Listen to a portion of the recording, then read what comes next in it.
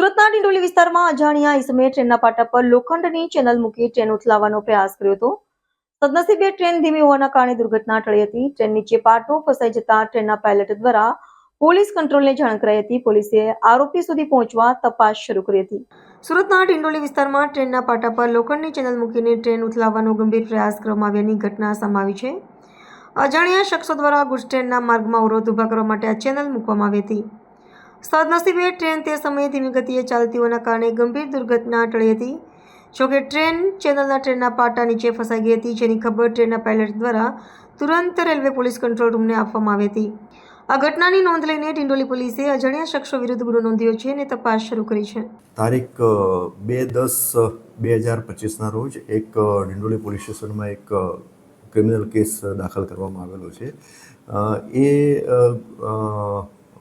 કેસમાં જે હકીકત જે છે, ફરિયાદની હકીકત મુજબ તારીખ 29/9/2025ના રોજ એક માલવાહક ટ્રેન જે છે એ વડોદરાથી મુંબઈ તરફ જઈ રહેલી હતી અને એમણે ઉધના ક્રોસ કરી અને ભેસ્તાન તરફ જઈ રહી હતી. ત્યાં વચ્ચેના ભાગમાં એટલે ડિંડોલી પોલીસ સ્ટેશન વિસ્તારનો જ્યુરિસ્ડિક્શન લાગે છે, એ વિસ્તારમાંથી પાસ થઈ રહી હતી. એમાં એકદમ અવાજ આવ્યો. રાત્રે આશરે 8:45 વાગ્યાની આસપાસનો બનાવ છે. એકદમ અવાજ આવ્યો એટલે જે પાયલોટ જે છે એને ટ્રેન ઊભી રાખી અને ચેક કર્યું તો એમાં લોખંડની એક પ્લેટ જે છે, લોખંડની લાંબી પ્લેટ, એ ટ્રેનના આગળના ભાગે અથડાયેલી હતી. ત્યાં આસપાસ તપાસ કરી તો કોઈ જોવાતું નહોતું અને જોયું તો ટ્રેનને કંઈ નુકસાન થયેલું નહોતું અને કોઈ જાનહાનિ પણ થયેલી નથી. એટલે એમાં જે પાયલોટ જે છે એમને સિનિયર ઓફિસરને જાણ કરી અને જે અનુસંધાને એક સિવિલ એન્જિનિયર જે છે એમણે આ ફરિયાદ જાહેર કરેલી હતી. ફરિયાદ આધારે ગુનો દાખલ કરવામાં આવેલો હતો.